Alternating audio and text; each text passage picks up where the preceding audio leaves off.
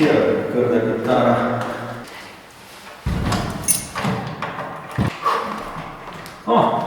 Živijo, Sva se zdrava. Kako živijo? V redu, Kako imaš ti tudi tale kitara, pa že prestala? Ja, to je od mojega starega ata bila, našel sem jo po mojem, ne stolite stara ziharna. Ja, kaj boš zdaj z njo? Ne sem jo dol, kaj posovec, prvo je bom stran, kaj ne počneš, za okoš je. Ne, no čakaj, no. Ne, pa le kakšna je, vse svinsko, vrati zlomljena, struna beglajne ni. Lukna na hrbtu. Noč, v kam to nesem. Čakaj, no. V smeti lahko vedno vržemo. Aj daš meni, pa aj vem, da bo možete. Nič lahko, ja. Kaj boš podložil omaro z njo? Če ne bo drugega, ampak... A sem ti kaj dožen? Ne, ti pa kaj ne, to je za okoš. Srečno. Ajde, čau. Ok, hvala, no.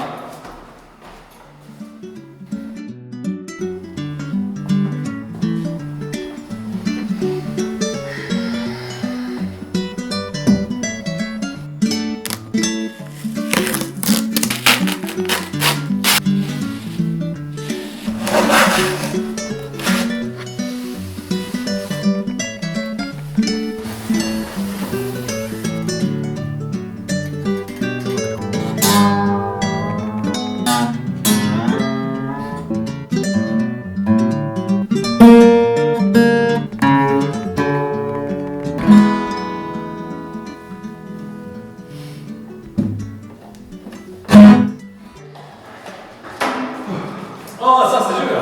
Živijo. Leta. Nova kitara, ne? Si vrlo moja stran. Ne, to je ista. To je ista kitara, ta od mojega atra. Ja, kolega. Prvi se dobro sliš. Enač, dobro da se rišil. Hvala ti, pa naj ti dobro sluš. Hvala te. Ajde. Adija.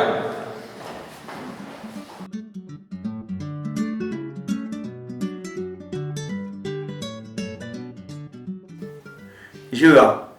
V tokratnem animatorskem spodbojevalniku se bomo dotaknili prve vrednote letošnjega oratorija in to je lepota. Kraljica Estera je bila lepa na vzven, še bolj pa je krasila njena notranja lepota, ki jo je izkazovala s tem, da je znala videti stisko bližnjih, jim pomagala, bila iskrena, poštena in tako naprej. Pogosto pa sami v ljudeh ali pa tudi v predmetih ne znamo prepoznati in ceniti tiste notranje lepote, se pravi tisto, kar se na prvi pogled ne vidi. Podobno kot pri kitari, ki so jo samo zato, ker je bila umazana in stara, hoteli zavreči, pa vendar je v sebi skrivala še toliko lepega, dragocenega, toliko čudovitih melodij.